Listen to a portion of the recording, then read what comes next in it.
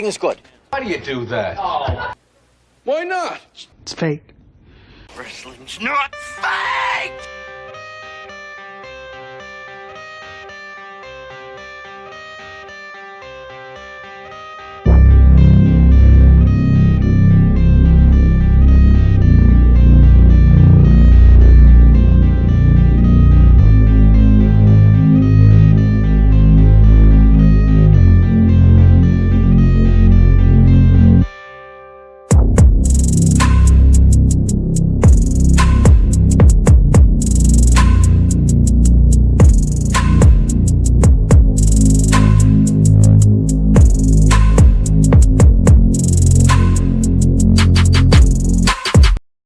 Hello, ladies and gentlemen.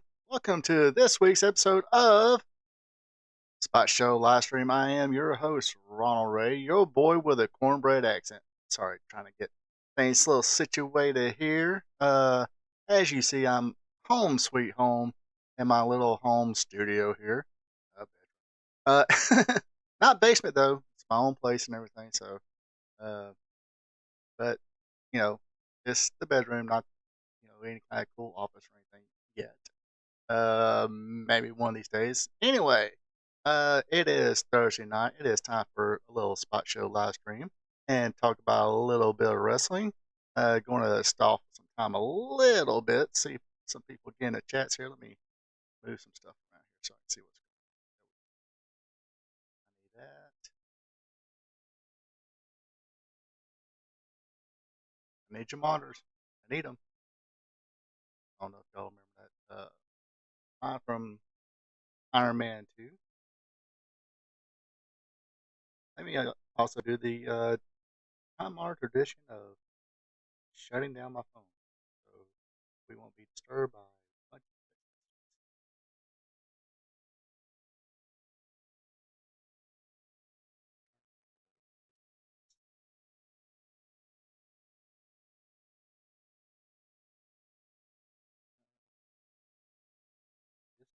What are you up to tonight? I'm trying to be a star. That's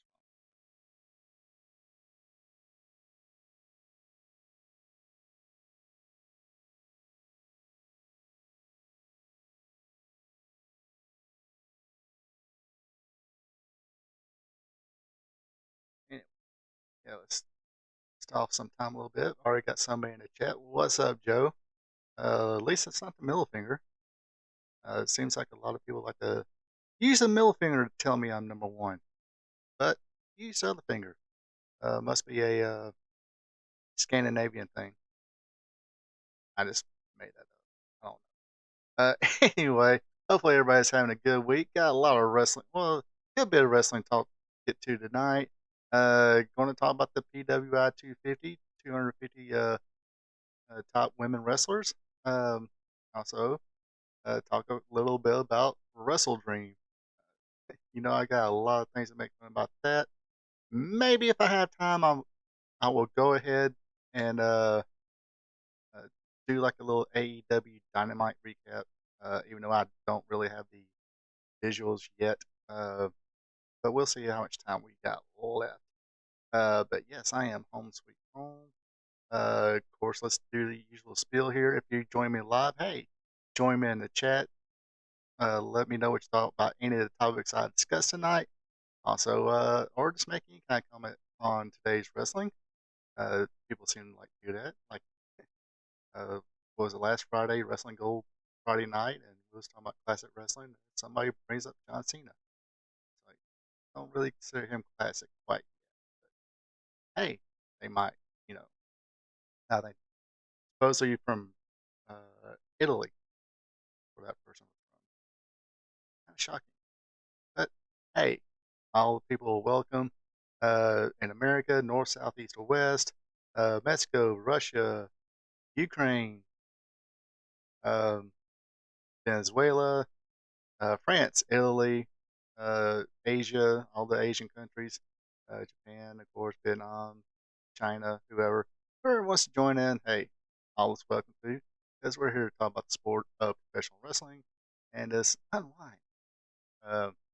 Forget about the real world for a minute, if we can, or at least for hour and a half, 2 hours maybe.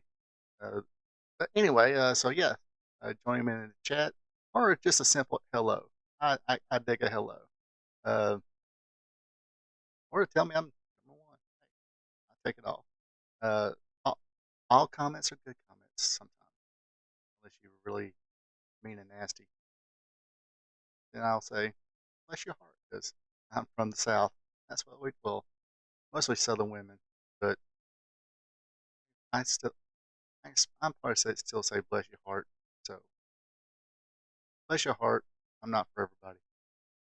Uh, anyway, let's see. Yeah, I got to come home today. It was nice, exciting. Uh, had to stay at the Super 8 hotel.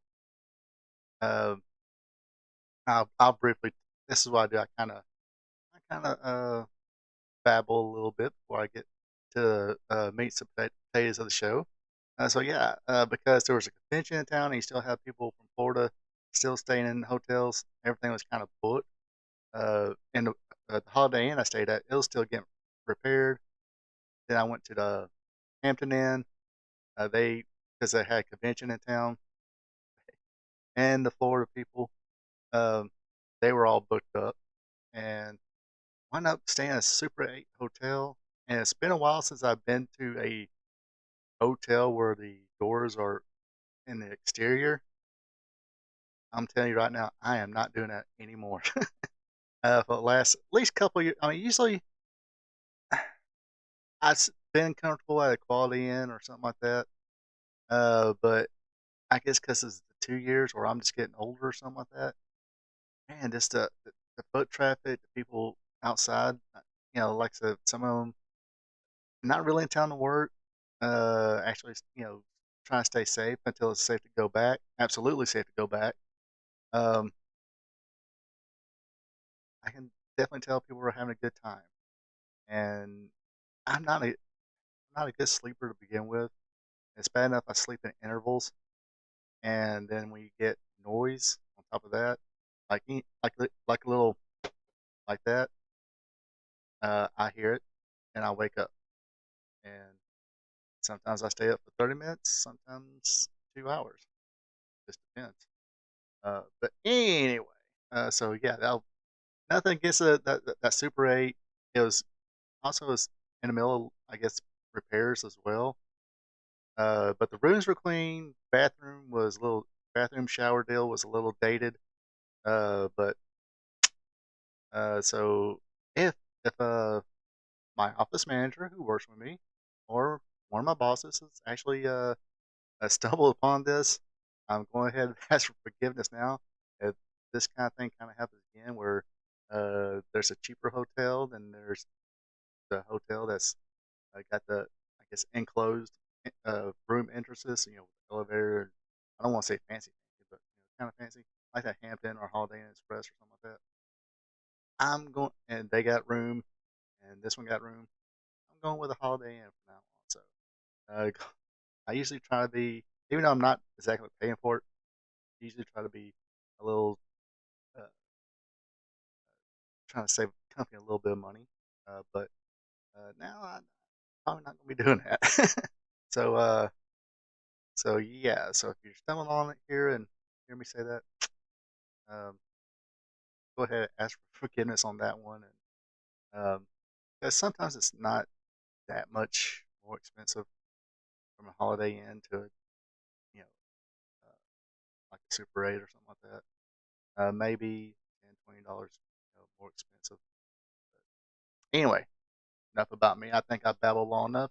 Yes, I've been babbling here for 10 minutes. So let's let it rip. Oh yeah, the damn sales pitch. Okay, join me in the chat. If you're not joining me in the chat, leave a comment on the replay, even just to say hello.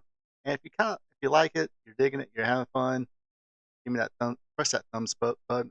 Keep saying thumbs up, or give me the thumbs up. Oh no, press the thumbs up button. That lets everybody, including myself, know.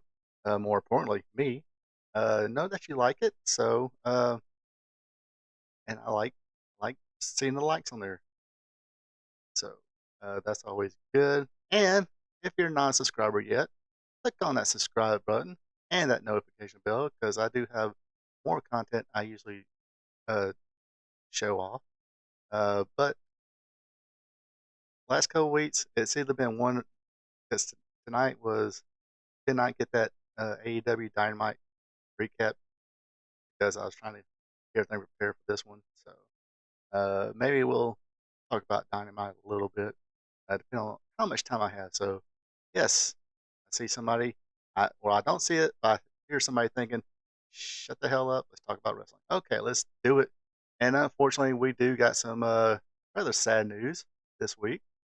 Uh, Former Ring of Honor COO Joe Koff has passed away. He joined Ring of Honor as COO in September 2011. After Sinclair Broadcasting acquired the promotion, he continued in his role until 2023 when Tony Khan took over the ownership. Before his tenure at Ring of Honor, Koff has distinguished career with Sinclair Broadcasting. Starting in January 2003, he held the position of Senior Vice President of Training and Development, contributing significantly to the company's success. So, on behalf of all of us, condolences to the friends and family of Joe Koffs. May he rest in peace. Um, can't really say I know a lot about him, um, but he was there for Ring of Honor, and unfortunately had to leave after Tony Khan bought it, and uh, enough about that. So anyway, rest in peace, Tony Khan. All right, now let's get some wrestling. Let's talk about the PWI 250. This is the list of the top 250 female wrestlers in the world. Um, making the top of the list this year is Toni Storm.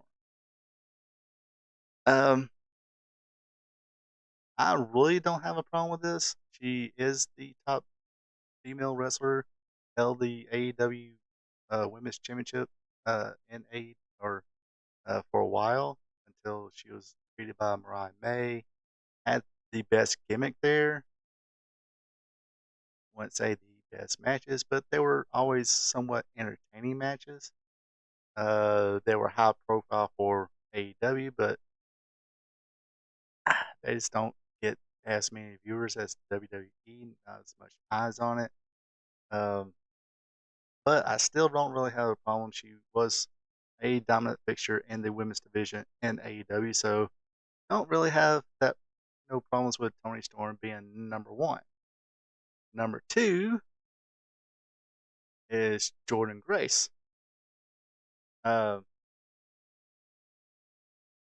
she, Joe King, she's better than Monet. I'm taking it you're saying Mercedes Monet.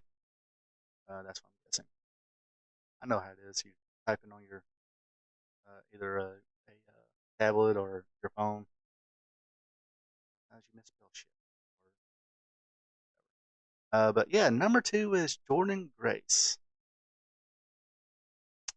She's talented, powerful. A that what I'm gathering, she is the top female in TNA. The distance number three. She's gotten some high profile stuff. She was in the Royal Rumble presented by WWE. She's made a couple appearances on WWE NXT. Then her usual TNA pay per views and things of that nature.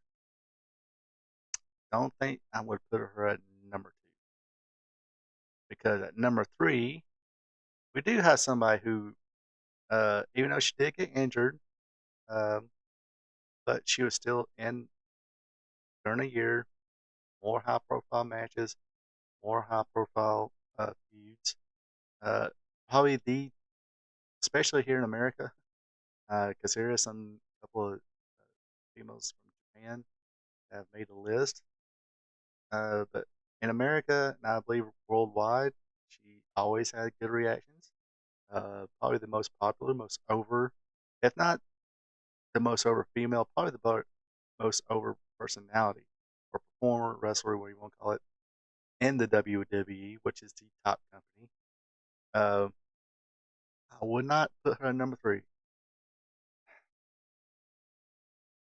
I, I, that's a good question. Why wasn't she number 1? I don't know, if it's because the injury, but um, kind of looking at this, I'll leave a comment after I get to. Just going to name the top 10, not going to name 250, because I don't know half of them. Um, but I, if you put Tony Storm number 1, Rhea Ripley number 2, I get it. Uh, but Jordan Grace number 3, no disrespect to that lady, but she works for the distant number 3 company in the U.S. Distant. Um, and probably the only way a lot of people, more people know who she is because of the WWE. And Rhea Ripley is the top star, especially female, and the WWE. Even though she don't have the world title yet, uh, yeah, she's had a couple losses to Liv Morgan, but she never did really lose the title. Um, I really got to go back to Tony Storm's defenses. I mean, were it were there anybody any top notch?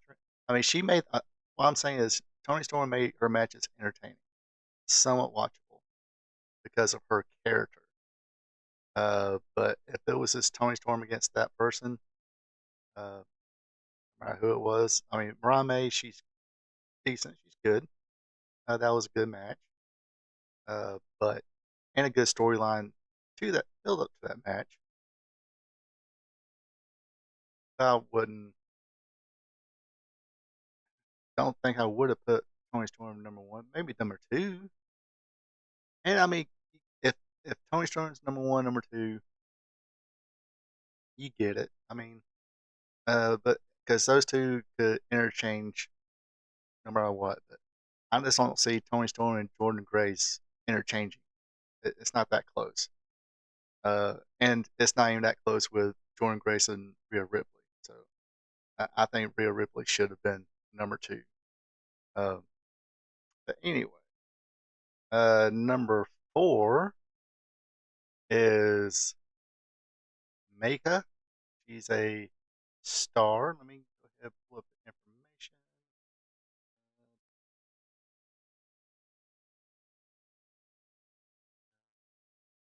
Sorry.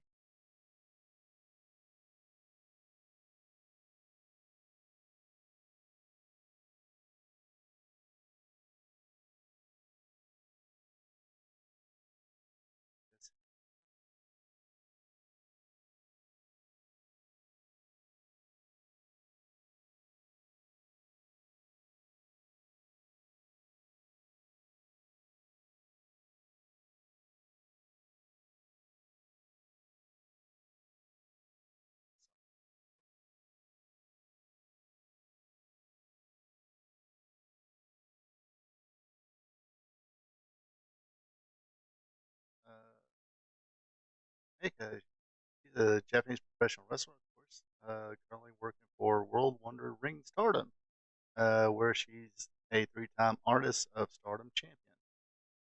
One of the co-leaders of the Empress Nexus Venus alongside Mina Shirakawa. Um, so yeah, she's from Japan, trained by Taka Michinoku.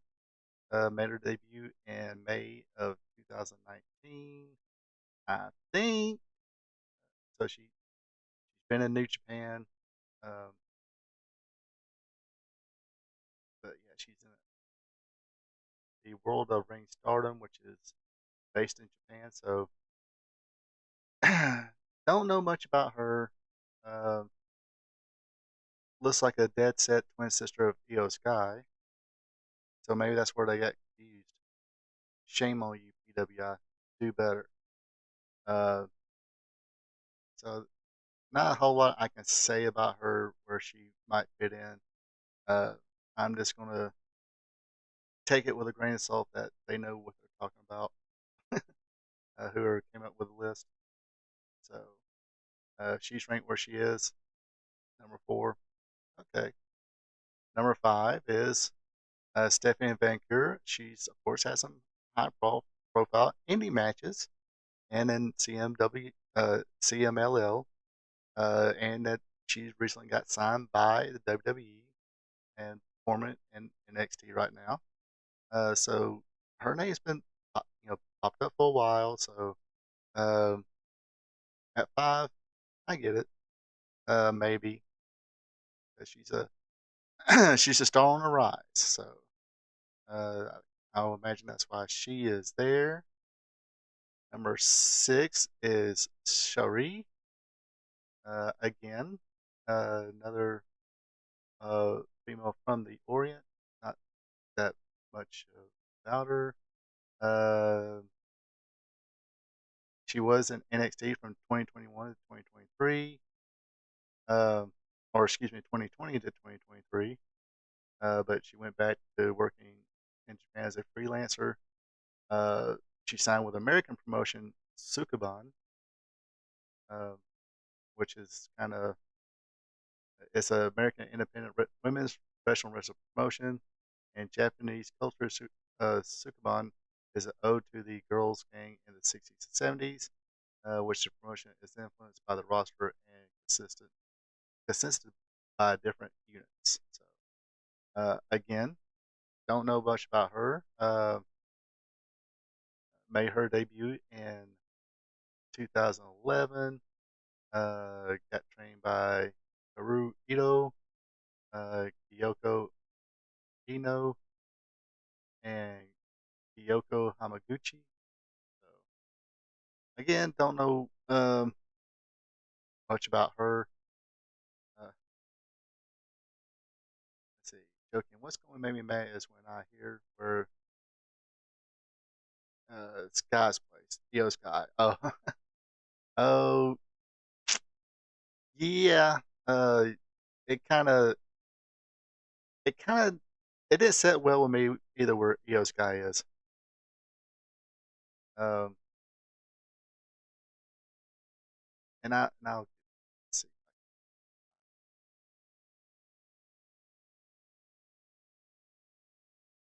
I'll let me get through the top 10 and I'll tell you what Io Sky is. It doesn't really set well with me either. So anyway, that's number 6, Suri. Number 7 is Bailey. Again, I Bailey, who won the Royal Rumble this year, won the WWE Women's Championship. It was the was it undisputed Women's Championship, something like that. Or SmackDown champ. Basically, they call it the Women's Championship. I I would have switched Stephanie and Bailey. Bailey at 5, Stephanie at 7.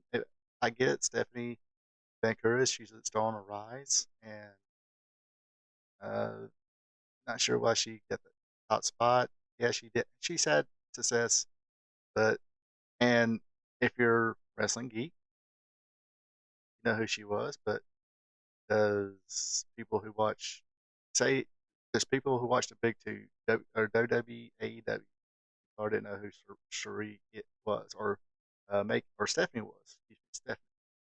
Uh, unless you did watch a little seen her on AEW and forgot about it.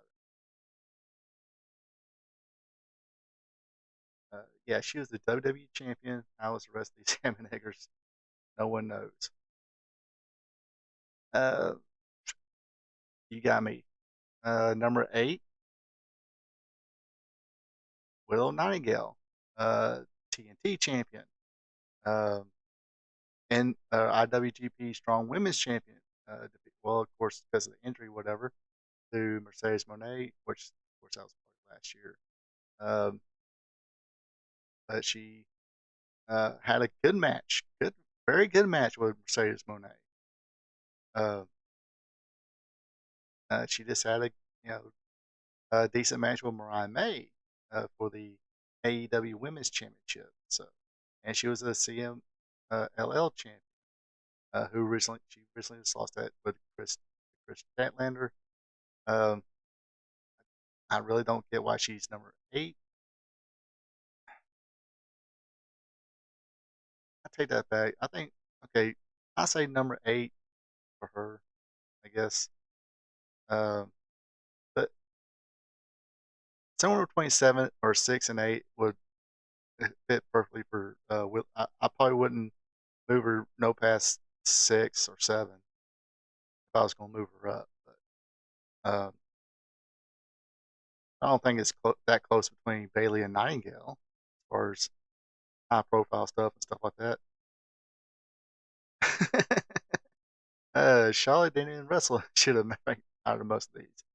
I mean, it's a year to year thing, so you gotta take it with that. So if she's on the injury reserve, or injury list, didn't perform this year, you gotta put that with a grain of salt, or with a, why did I say that, grain of salt? Yeah, you gotta put that into your calculation.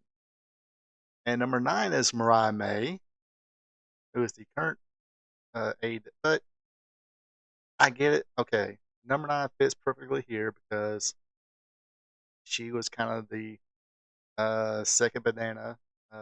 She was carrying Tony Storm's bags, but that was part of the storyline. We didn't know it for most of the year. Had some good matches, and some tag team, but she was in the top storyline. So 9, okay, I can deal with that. She could have been either number 9 or number 10 because number 10 is Athena, who was Ember Moon in WWE. She's held the Ring of Honor Women's Championship for like 2 years now.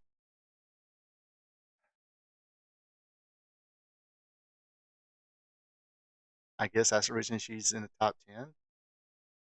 No, does anybody in the chat let me know? Do any of you have the Ring of Honor streaming service and watch Ring of Honor every week? Do you watch the pay per view? I mean, Athena don't even get put on Dynamite. I don't think she ever gets put on Rampage or uh, Collision, as far as I know.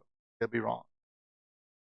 She's mainly in Ring of Honor, and she's been the champion, which is great. She's been Ring of Honor champion for 2 years. I know she had one match with uh, Ikudu or whatever her name is. I forgot her name. Or one of the Ring of Honor pay per views or live events, whatever they call it.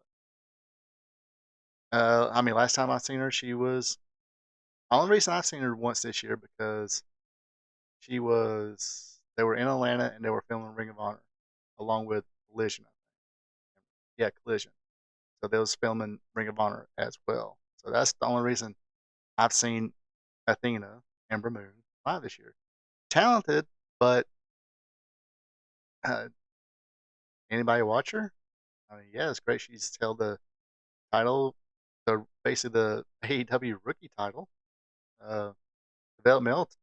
You would think I say that, but okay, she's the top. Do you really want to call Ring of Honor the top independent company anymore?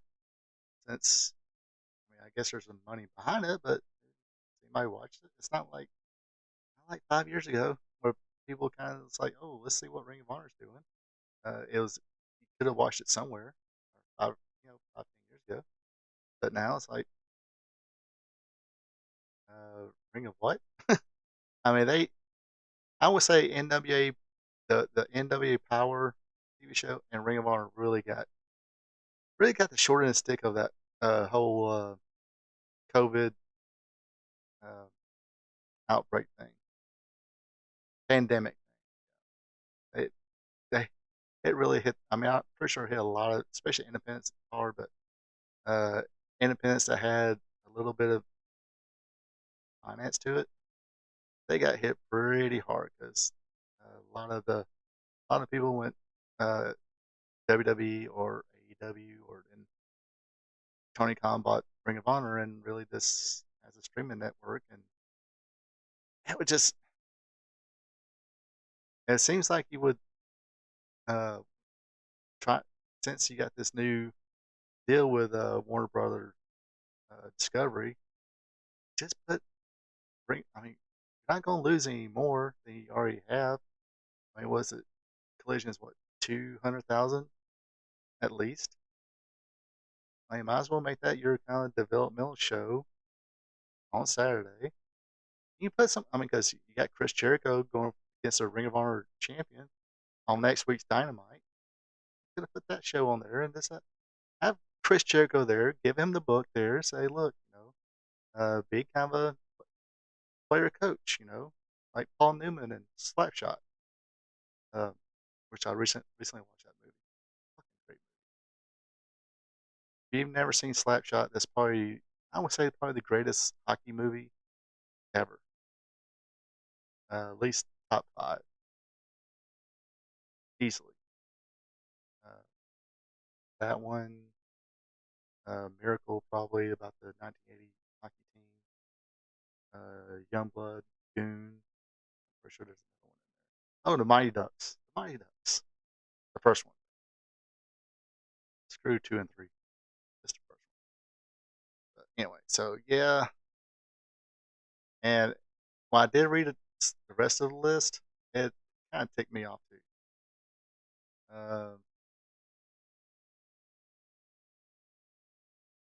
Because okay, you got Roxanne Perez at number 11.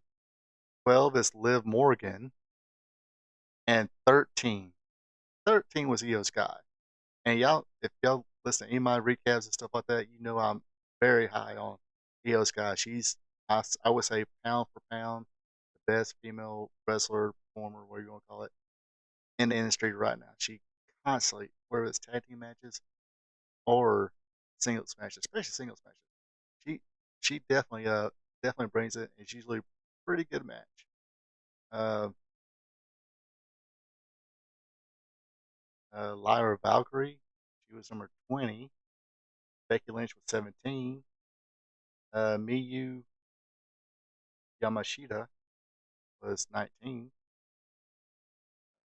Okay, see on this one they just put top 20. So it's like Io Sky. Don't know who Maui Iwatani is. Masha, make me a sandwich. Don't know who she is. Mina Shirakawa. Don't know. Do I know? Sounds then Becky Lynch and Miyu Watanabe, and another name I can't really pronounce. Thinking Asian, Japanese. Then Lyra Valkyria. But like I said, whoever wrote this must have been like sitting arm in arm with Dave Meltzer, I guess. Gosh, I don't want to make fun of it, but obviously, who got this list together has a soft spot for uh, anybody that's not in WWE. Which I get it. When you want to make a list, you don't want to. I mean, it's kind of a work. Yes, I get it. So, from what I heard, there's nobody really pinpointing and really. Well, what was it? They say the first 10 or 20 are is a shoot, and the rest of them are just plucking in there because somebody's kind of just pulled randomly out of the hat and they put it there. Excuse me. But yeah, looks like somebody who did do the top 10, top 20 list was kind of a major fan of Japanese and AEW. Because, yeah, Rhea should have been one or two. Jordan Grace, 3 or 4. Stephanie Vacker and Bailey should at least switch positions. Because even in the men's side, I don't look at it as much as I used to. Don't do the magazines as much. Nowhere, or I say zilch these days. I don't. Can't even tell you when the last time I bought a magazine. Could have been when maybe a 500 or something like that. Maybe the first time. Or it could have been like 2017, 2016, maybe 15. No, one of those years. It was either PWI 500 or year-end edition. I just so happened to find it in a store, and I was like, "Oh, I'm gonna go ahead and get this."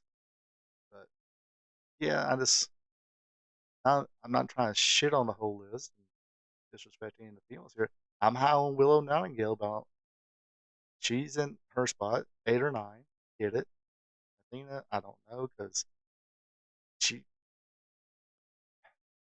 Can somebody in the chat or in the comments tell me what's the best match Athena's been in this year?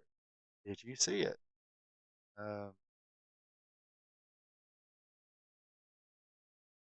mean, I don't think if I was a high profile YouTuber, I would be surprised if if I would have gotten 10 people to tell me, top match uh, they probably couldn't tell me if they told me the same or tell me the best match she had this year. In their opinion, they would probably say the same thing. Because usually, Rhea Ripley, you can probably say, okay, the Liv Morgan match. No. Match she had at WrestleMania. Yeah, with Becky Lynch or this person. No, whatnot. But you can't. I mean, I know off the top of my head, I can't really think. But,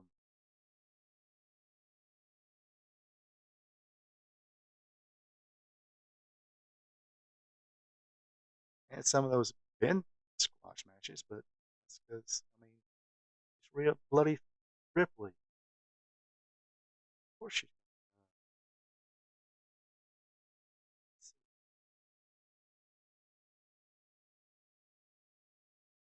And she had a match against Nia Jax at WrestleMania. Yes, WrestleMania was Becky Lynch. Uh, she's had matches with Nia Jax, Ricky Stark, Shayna Baszler, which were all pretty good this year. Some of them were squashes. Some of them, Zoe Stark, I think was oh yeah, I mean, it was a four-way with Nia Jax, Rodriguez, Zoe Stark, and Shayna Baszler. I think that's a match Zoe Stark really kind of shined in that match, if I remember correctly. Uh, and she was a member of one of the top groups in the WWE, that is being the Judgment Day. Which I'm sick of all these groups, disband all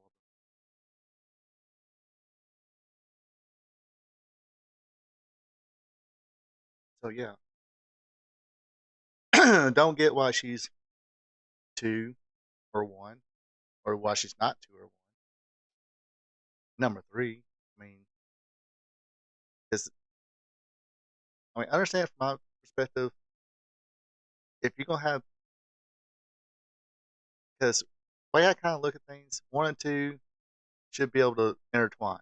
You could like pick one from the other, and it was a coin flip. Same way with 3 and 4, 5 and 6, 7 and 8, and 9 and 10.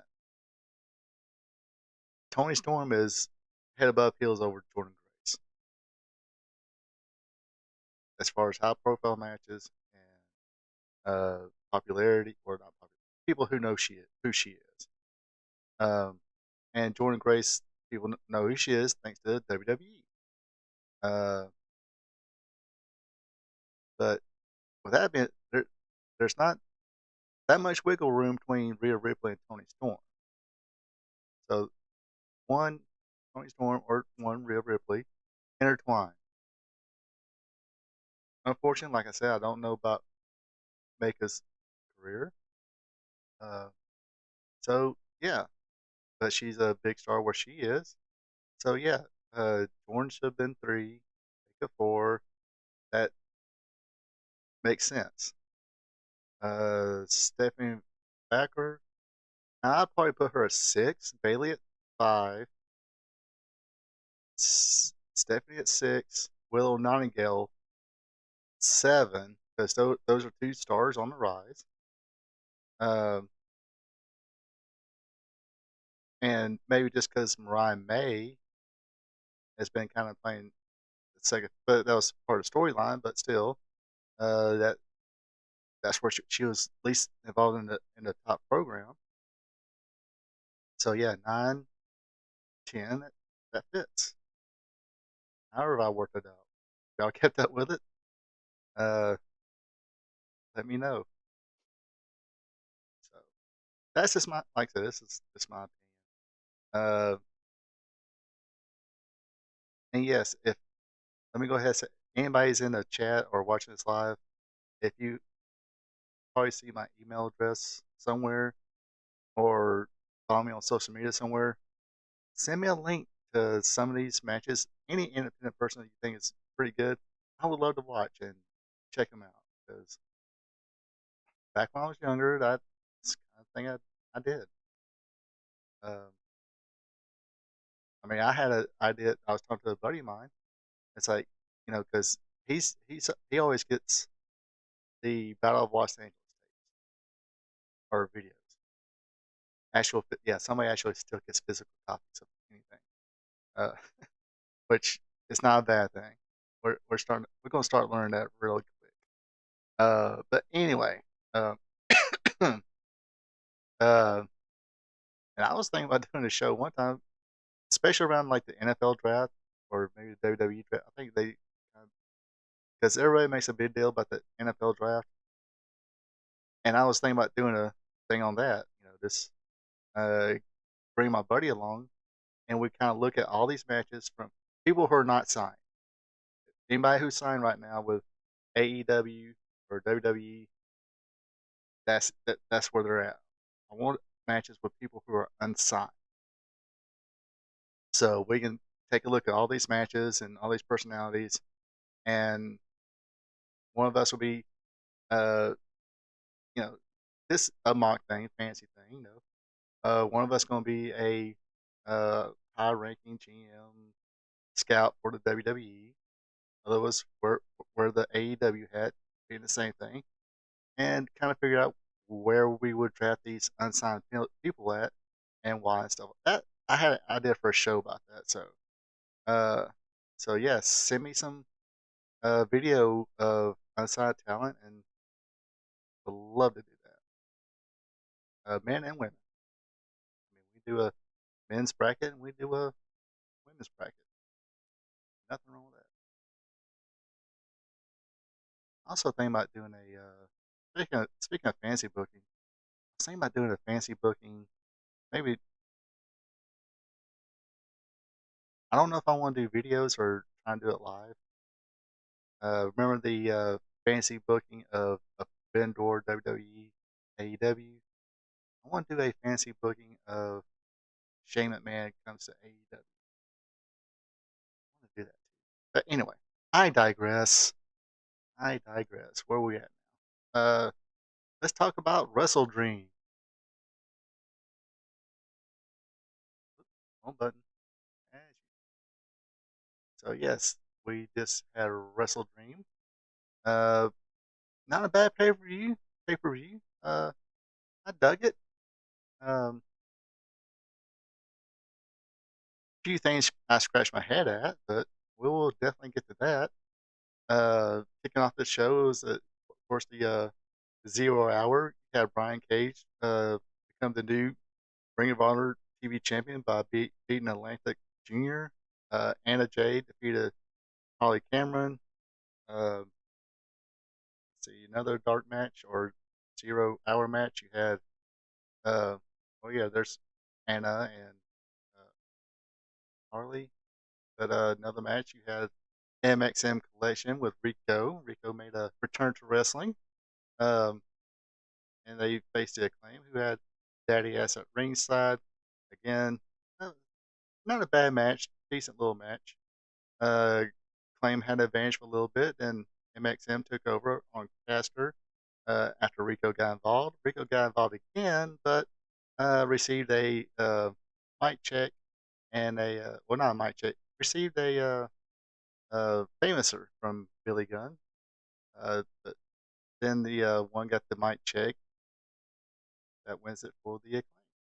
So, okay match, putting over, nothing wrong with putting over your homegrown talent against your just coming in from the other company. Something I have no problem with that. That's probably I would say that's the right call. See, I can say nice things about AEW. Let's continue. Uh, total major fail here from Tony Khan. He brought out Tony Inoki's grandsons, and they want to do the Tony Inoki chant. I guess nobody knew it, nobody cared, nobody partake, and it was like I said, major fail on their part. Don't know what they was trying to go for on here. Uh, it definitely got over like a fart in church. Nah, I take that back. Fart in church, at least you at least get some kind of reaction to a fart in church. I say it got over like a pin drop. Nobody cares. Let's see. Then we kicked off the main show. You had the Outrunners with Orange Cassidy and Kyle O'Reilly versus the Premier Athletes in Dark Order. Um, again, good match. Not seeing a lot from the Outrunners. This is probably the first time I've seen the Outrunners. I think so. Yeah, I've not watched much Collision or anything like that. So yeah, uh, I can see why they're over. They definitely like to play towards more of the crowd than they do the hard camera, like supposed to be trained to do, especially if you're in a major company. But they said, screw that hard camera. We're playing in front of people, and people dug them. They got good reaction. They probably got up at this point the best reaction of anybody of the night. But yes, the Outrunners they hit their finisher for the win. Um, but yeah, good match. A match I was looking forward to, just because I'm a Jay White fan. Got this totally wrong. I thought they was going to give this to Adam Page, um, but Jay White actually won it with a Blade Runner, fair square, middle of the ring. Uh, again, a good match. They and obviously, no, second match of the main show. No blood, no anything too stupid or anything like that. But like I said, I'm very surprised that Jay White won. But I kind of see after watching Dynamite last night, looks like this feud is going to go on for a little bit.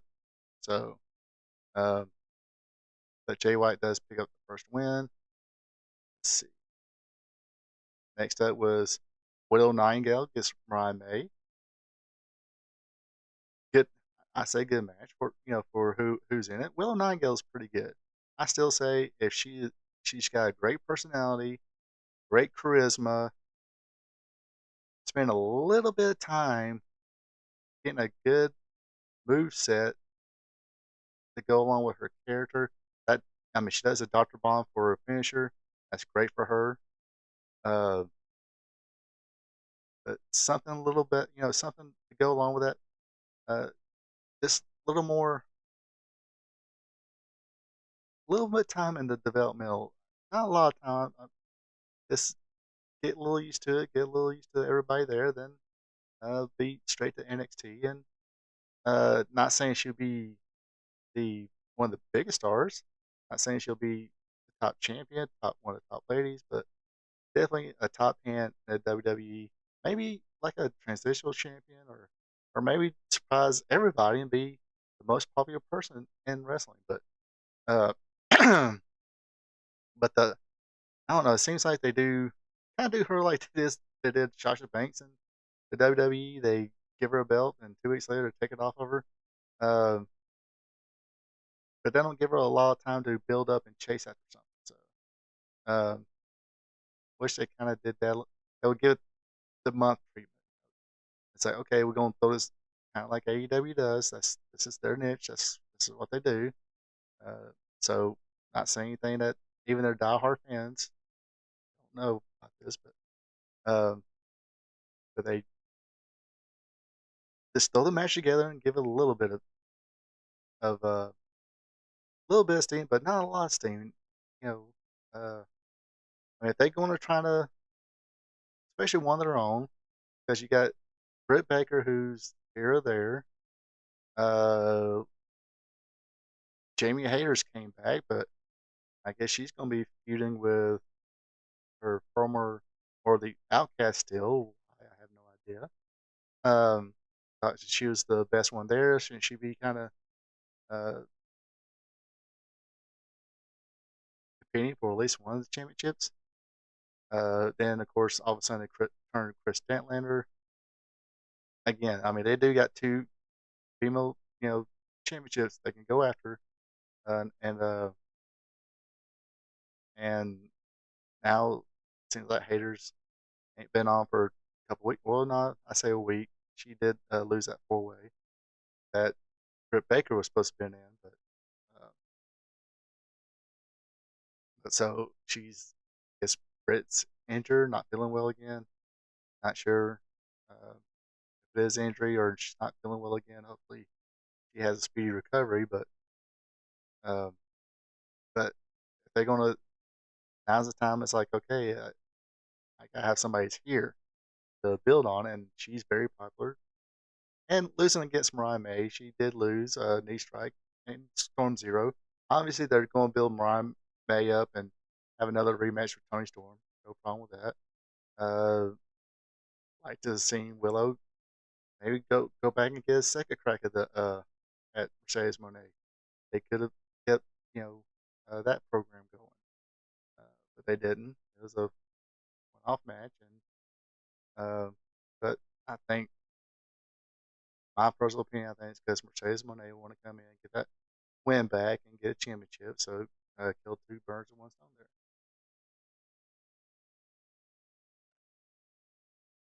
there. Next we had Katsuri Shibata against Jack Perry. Oh, quote the goat. Bye. If I can play it. Give me one.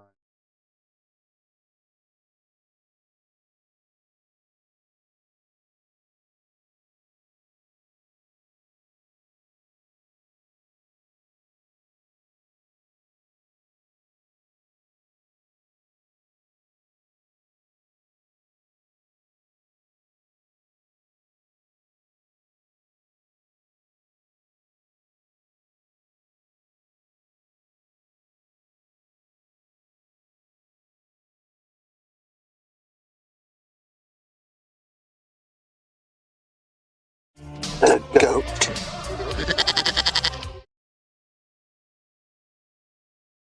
Thank you for checking out our P2 Vision. Did y'all see that? Sorry, I can't resist. Because it's Jack Perry. Shapoopy.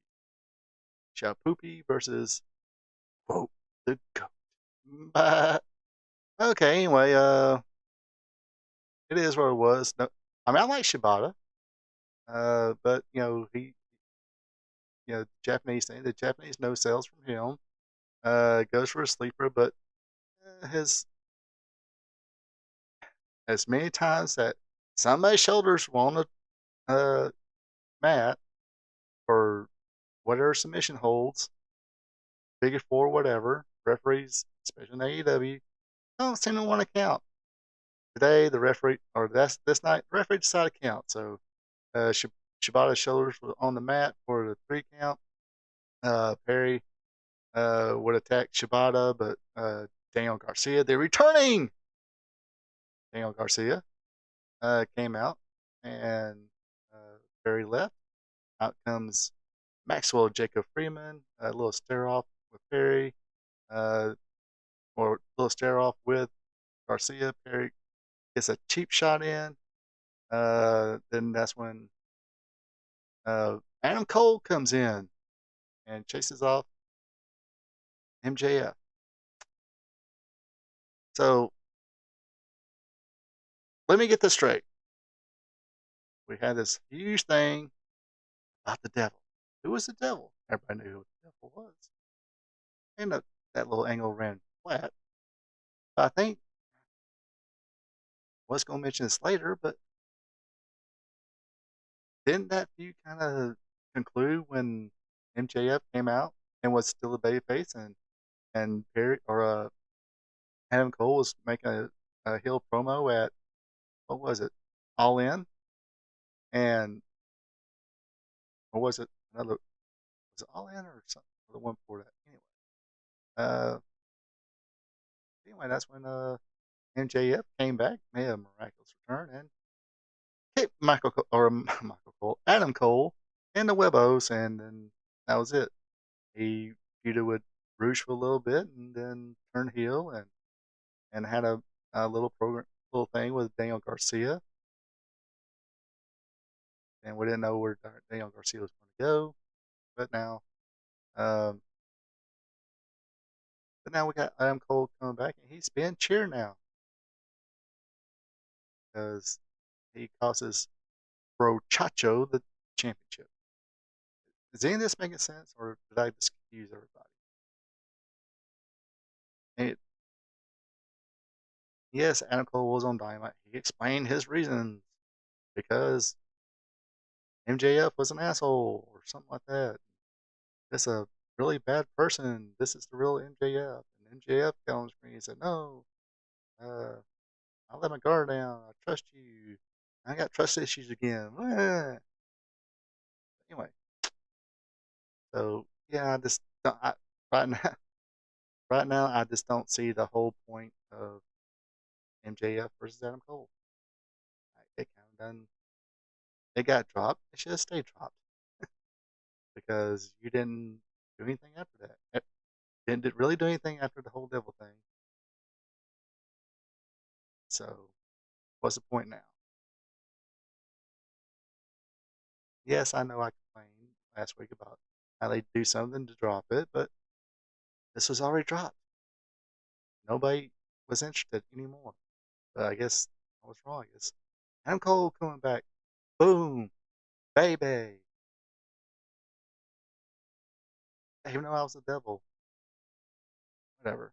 Anyway, next up we had the three-way match for the International Championship. Konosuke Takeshita, Ricochet, and Will Ospreay. Of course, at the end of this match is when uh, Kyle Fletcher turned against his bruv, Will Ospreay, and allowing Takeshita to get the win, which definitely half about that. Actually, the crowd kind of popped on it too. Um, I, again, Takeshita, or Takeshita.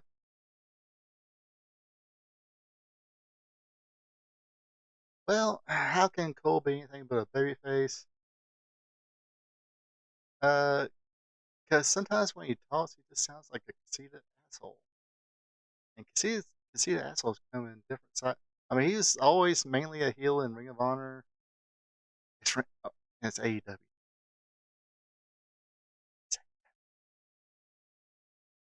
He's not that much shorter.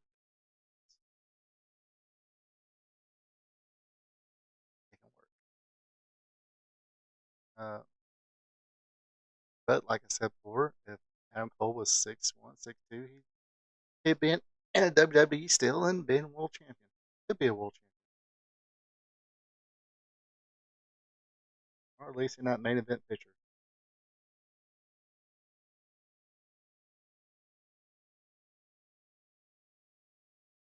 But I like Rey Mysterio. Except for Rey Mysterio is a likable person. Adam Cole, when he's doing the heel stuff on the microphone, uh, it sounds a little more genuine than Adam Cole being a babyface, if that makes sense.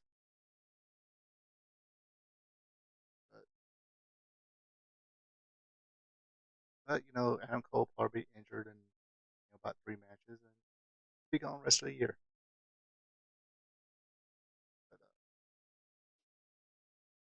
But yeah, Fletcher turned on Osprey. Tashida wins, and I was cool with that. Um, this is decent three-way match. Everybody was pretty solid. Uh, Tashida took his bumps, uh, but everybody was happy. I was happy. I think I was pretty happy. Most of the crowd anyway seemed pretty happy that no matter how he did it, Tashida got the win. Unfortunately, he is small and his hair is slipping off the back of his head. We all go through that, brother. We all,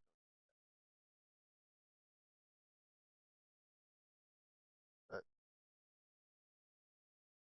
yeah, I think when I first seen him in Ring of Honor, I called him Meanie Shawn Michaels.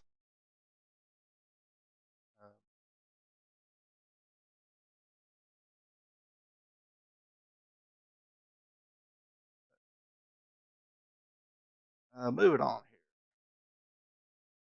here. Swerve Strickland, he made an appearance, said he's cleared. He got interrupted by MVP. Uh, MVP wants him to join his little group that consists of right now just him and Shelton Benjamin. But he says, no matter what kind of disagreements or little mistakes, Prince Nana might have, Prince Nana's family, and uh, Swerve was not turning his back. Probably the best of the show. I don't remember. I don't know that the Jay White Adam Page match was pretty good, but we'll get to more of that later. The biggest waste of space of the night, no. So it was a 2 out of 3 fall match with Hologram and Beast Mordos, and this is the match that, especially a 2 out of 3 falls match that nobody really asked for. A good 5-10 minute match would have been good enough. Let's see. Go ahead. I'll describe the first fall. Flip, hologram, flip, dive, hologram, more flips, more dives, more those, a little bit of power moves, a couple dives, flips, but hologram wins with a rolling crucifix. Let's see. Mordos will get the second fall.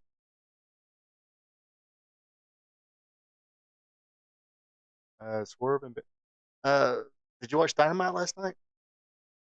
Anyway, Mortis won a second fall, third fall, so more flip, slip, flip, flop, dive, spinning, blue thunder bomb, um, and then another rolling crucifix. Oh, the spinning blue thunder bomb wins it for falling. So yeah, hologram wins 2 falls. Yeah, Swerve Benjamin, man, he look in great shape. Uh, does didn't I seen him he was in the match last night with Leo Rush. Of course, like I said in my notes, I think Benjamin's 6'2", uh, great shape, built, looks like a wrestler, is a legit athlete. Uh, I mean, even at 49, I mean, he looks in great shape. I didn't know he was 49. Uh, I can see why he would. I understand the psychology of let somebody get a little bit of shine, but I still kind of feel that Lil Rush got a little too much of shine before Benjamin pinned him last night. But like I said, Benjamin Shelton Benjamin always looked like a star. Definitely looks like a star now. I do believe that a match between him and Swerve would be a better match than Lashley. Lashley, Lashley's just a beast. I mean, that dude is a freaking star. And too bad he's probably coming in as a heel. And anybody who probably can match up as far as size wise, it's all in the Doghouse family. Who, you know, for all heels too. Because I think Tashida will match up pretty well. I mean, he's not as big as Lashley as far as physique wise, but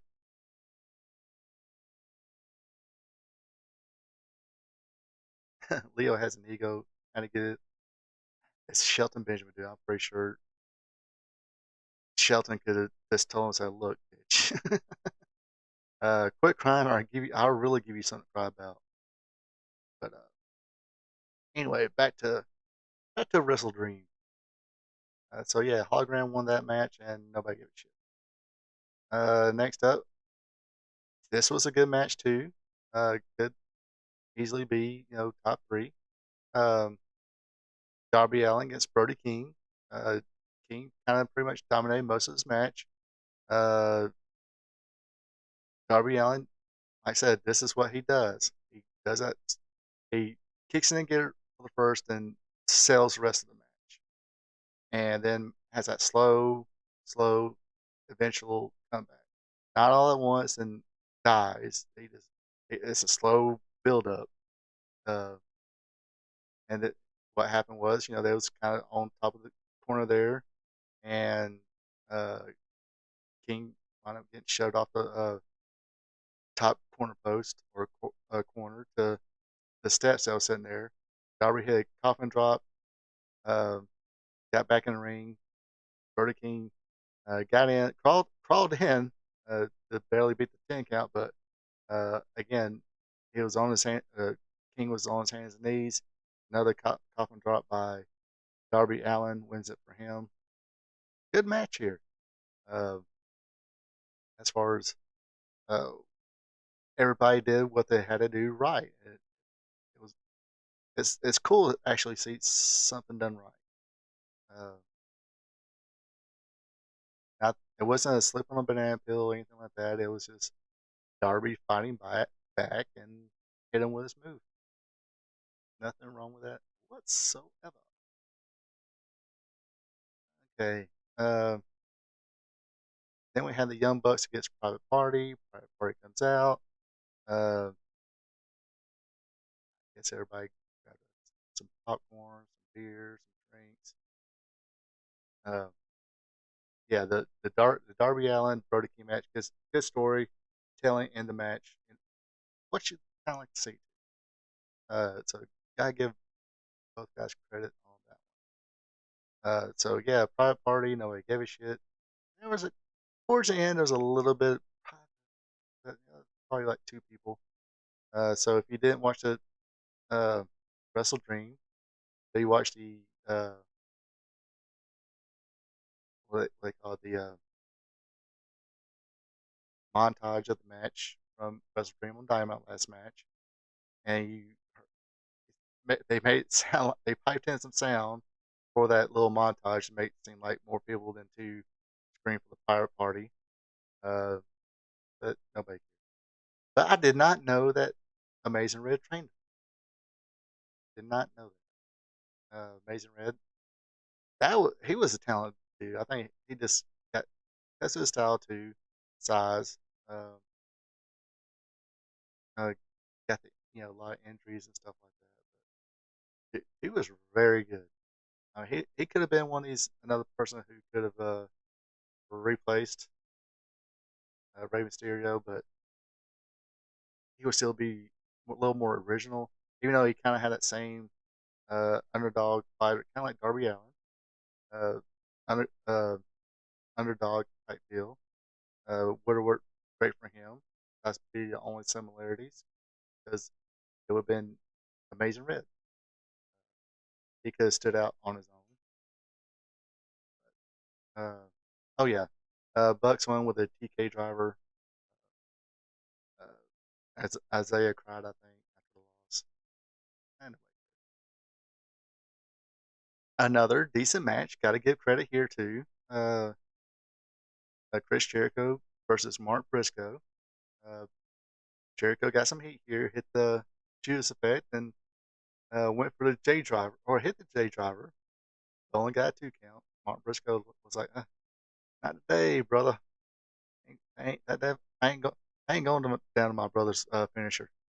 But Mark Briscoe made a comeback. They hit his version of the J Driver, got the win, kept the Ring of Honor World Heavyweight Championship or World Championship. Of course, like I said, this was for the Ring of Honor World Championship at an AEW event. And of course, you're going to see another match for it too next week on Dynamite. I think it's going to be a ladder match or something like that. That's going to be on Dynamite. All right. Then, of course, you had the main event of the night. And this was pretty much predictable. I mean, this was another, yeah, John Moxley against Bryan Danielson. Uh, Moxley, got a lot of, had the advantage most of the time in the match. Went after Bryan Danielson. Danielson, of course, another one of these who fights underneath, knows how to sell, knows how to kick it in. But Moxley was just a little too much. Got that bulldog choke. Got the Danielson to pass out. Got the technical submission. Uh, One thing I did not like, and I mentioned it that night, I hate it. Remember back in the day where they referee just raise their arm and they do that. And either the 2 count, they'll do like that, or if it's 3 count, it just falls down. I think they should have done that on this match. I think they've actually done it in AEW before. I don't know why they quit doing it. I almost want to say the ref might have fucked up on this one because he looked like I don't know if it was just reacting because he called for the bell and said, "Oh no, I called Bryan Danielson." He might have been just telling that. I don't know. But yeah, I think this, especially this, raised his arm up 3 times, call it a day. He passed out. Uh, but then that's when all hell breaks loose. Here comes Claudio. Brendan Watson just got home from Brooks' band concert. Oh, cool. How was it? Um, that's when Claudio, uh, actually, yeah, Claudio, uh, Mirage Shiver, she came in, and Pac, they came in and wreaked havoc. It looked like Brian or Darby Allin and Wheeler Yuta was coming in to make the save, but Wheeler Yuta this all this time and hit the big knee on Darby Allin and put the bag, was giving the orders, put the bag over Daniels' head, and so they just started beating up on everybody. This is the BCC I liked. When it first came out, just beating the hell out of everybody, giving everybody what they deserve. But we still don't know who's really, is John Moxley really the leader? Don't know the significance of putting the championship in the bag or in the briefcase like it was on Dynamite. I'm assuming that was in the briefcase. Um, I got my suspicions on why that is. 2 heel turn and 1 pay per view.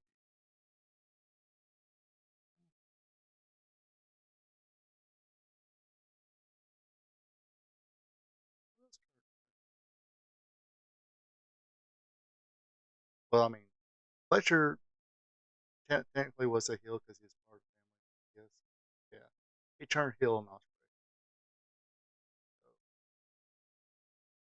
but like I said, let's see. But, I mean, there was some good matches on here. Um, Maybe Jay White versus Paige, then the 3-way,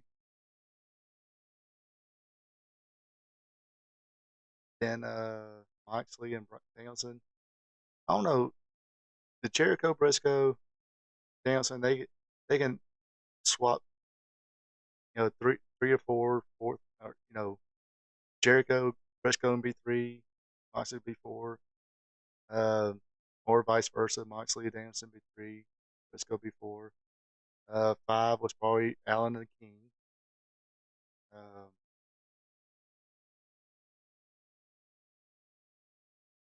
and you just got everybody else in. Everybody can pick. Everybody else can pick where they want everybody. But yeah, I'd say it was overall pretty good pay per view. I was shocked a little bit because um, I know throughout the show, I mean, you heard me. It's like this is probably one of those shows where they told uh, them, meaning Brian Danielson and John Moxley, probably told the locker room, say, "Hey, nobody bleeds. We bleed tonight. Nobody bleeds, but no Moxley bleeding, no Brian Danielson bleeding. Um, Not a problem with that. I probably could have seen it if it happened in this match, but it didn't, and it didn't take away anything from that match. Uh, I don't think it really would have added anything. It's just just two people just fighting and wind up bleeding. That's what people do when they fight. Not a whole lot of stupid shit. So uh, I'm sorry, this Jack Perry and that whole. If you really want to see some cringe shit, watch Dynamite, especially the Jack Perry stuff. Cringe as quote to go. Yeah, they definitely cut back on the hardcore on this show, but see, that's sometimes you just got to. You kind of got. They had the one. Yeah, they had enough in the last one, but that's what they got. Somebody's got to learn. They got to kind of spread it out a little bit. People like diversity on the cards. Okay, we get a high fly match and tag team match and a 6-way match and a few singles match. Then maybe a hardcore match if it's whatever program or gimmick that people are doing at the time.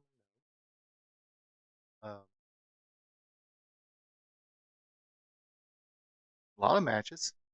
Let's see, 1, 2, 3, 4, 5, 6, 7, 8, 9, 10, 11, 12, 13, 14, 15, and 15 matches. 4 of those with the 0-hour matches. I don't know why they had to have 4 matches for that. I guess give everybody a little bit of a pay-per-view bonus. I guess. No problem with that. That's good. Saint Tony Khan. Oh gosh, yes, yes, yes, yes. More cringe than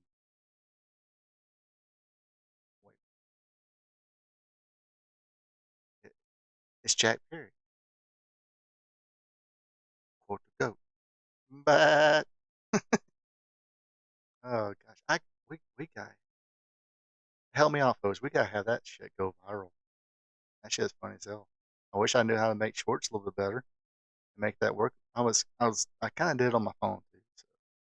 So, the grain crew went to lunch, and I brought mine with me, and I got bored. I was like, oh, let me see if I can do something here. So I tried it. I thought it was funny. I think somebody on TikTok didn't seem to like it, but a few people did on TikTok. Not sure how many people. I don't think many people watch it on the YouTube Shorts thing. It'd be cool if we got 10 million people to watch it and unjudged. Uh, that's actually a lot though. 10 million people to watch one video. But yeah, I don't think I want to do because I have no visuals on me. And it's getting kind of late. Um, and I had kind of a long day. The travel day, work worked and had to drive 4 hours. Met with the boss to get some plans for tomorrow, so I got up a little early tomorrow and go to a few things. And a lot of work related stuff is just really piling up. End up, work on the work vehicle, but and it's not nothing really major wrong with this. Is we gotta get the uh, emissions done, and there's something like mechanically wrong with this. Is the O2 sensors got to be replaced again. What's on tap for watch along? I was actually thinking about ECW. because of all the we've done a lot of we've done a lot of we've done Southeastern Continental Memphis a couple times. We've done Mid Atlantic and NWA. We did the NWA thing last week. We've even done Smoky Mountain. We've done the Georgia Independence, and I realized last week we have not done an ECW yet. So I'm going to. It might be a little bit of a surprise, but uh, 'cause I think you can get some. I mean, I think they're from the network that somebody put on YouTube, so you'll have that to deal with. You have the cheesy, crappy, freaking music. That's not. You'll have Sandman coming out the uh, whatever generic bullshit. Not Enter Sandman or Tommy Dreamer with his generic bullshit, generic WWE bullshit. Not um, Man in a Box by Alice in Chains. Anyway, so yeah, but we've never done ECW, so I'm going to look tonight and see if I find one. Actually, I need to put out I need to set that up as soon as I. That's one of the things I got to do when I leave here: set it up and do the advertisement on my social media accounts, mainly Twitter and Facebook. Like I said, I don't do too much TikTok stuff. But yeah, I am serious about sending me links to some Unside Talents matches, and we'll check them out. I do watch, pay a little bit of attention to Independence in Georgia. There's a couple people that are ready, I think. Uh, uh, well, ready for that next step, like NXT or something like that. And for that one kid, uh, you know who I'm talking about, Hunter James, who wrestles in Georgia. I hope he does get picked up by NXT or WWE so he can go to NXT. I mean, he's good, but I do hope they do get he gets picked up by NXT and they'll develop him even more. Um, I think if AEW picks him up, he's just going to be just hanging out in catering, I guess, wherever they call it these days. Just hanging out and getting a paycheck and be. Um,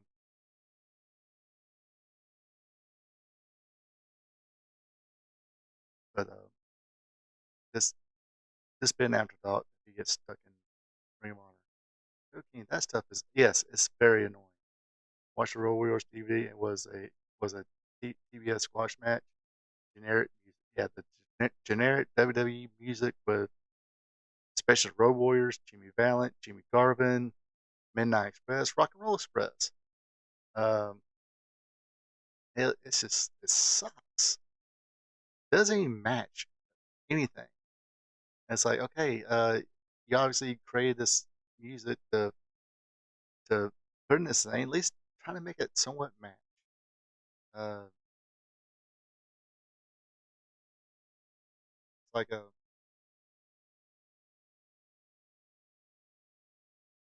it's like WCW one time. They had, I guess, a house band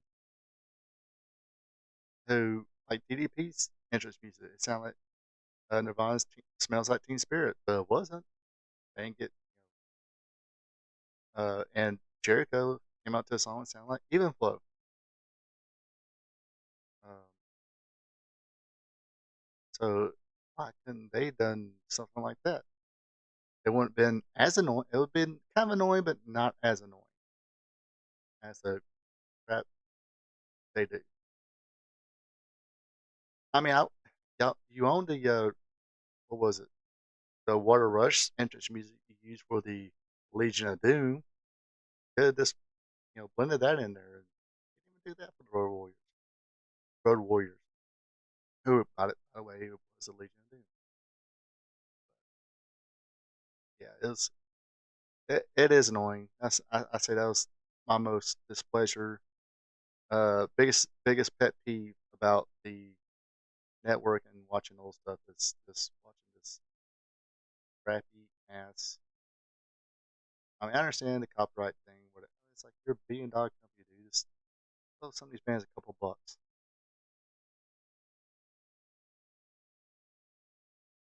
But apparently, they some of these bands want more than a couple bucks because let's watch this thing about TV shows you that probably won't be on DVD or streaming anytime soon. Because I can't name a TV show, but apparently they use a lot of licensed music that just regular music, and it's hard to get those license rights back just to you know put out uh, Blu-rays or DVDs or have them on a streaming service. So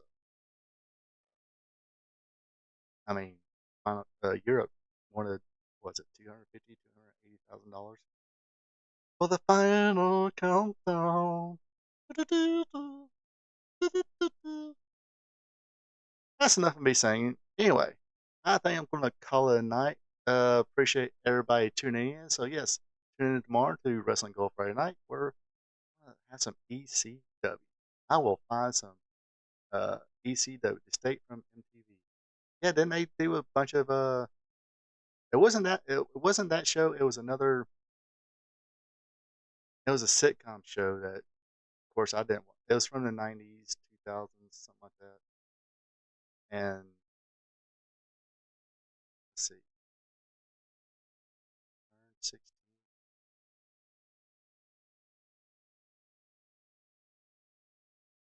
So I'd say just about any TV show after '92, probably didn't fucking watch. '91 maybe.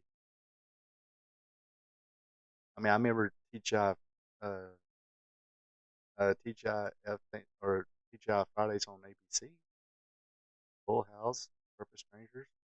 Wasn't Growing Pains part of that? Oh, was oh so yeah. That was actually. I don't know if I can go back and watch that.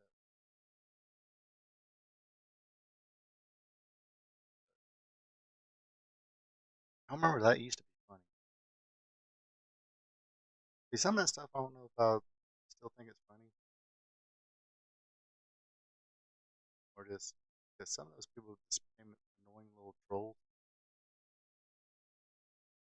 or they did even funnier stuff on the original series Reno 911. I think they put a movie out recently. It was I just read about it. I just read about it and I seen it was garbage. So, but anyway, like I said, I'm gonna call it the night. Call it a night tonight. See, I'm already out of it, almost. So, yes, join me tomorrow for Wrestling Gold Friday night.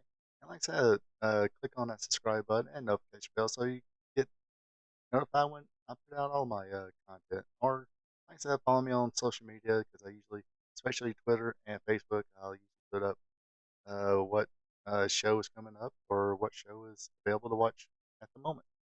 Um, so, yeah, appreciate everybody tuning in. Until next time, everybody have a good one and take it easy. Thank you for checking out our P2 Vision. Subscribe to our P2 Vision to watch Ronald Ray's content that covers the sport of professional wrestling from yesterday to today. His weekly content starts off with Wrestling Trivia Tuesday. Every Tuesday, Ronald Ray asks 5 questions about the sport of professional wrestling. So tune in and have some fun. Then it's WWE Monday Night Raw recaps, where he recaps all the action from the Raw brand. Ronald Ray also does an AEW Dynamite recap show where he recaps and has fun doing it. Do you like live streams? Well, join Ronald Ray live on Spot Show Livestream, where he discusses current wrestling. Join the chat and have fun. Spot Show Livestream is on Thursday nights starting at 8 p.m. If current pro wrestling isn't your thing, like all wrestling past and present, or you're a new fan and want to hear how things were back in the day, then tune in to Wrestling Gold Friday night, where Ronald Ray discusses back in the day when wrestling was wrestling, featuring watch-alongs. That's Wrestling Gold Friday night on Fridays starting at 8 p.m.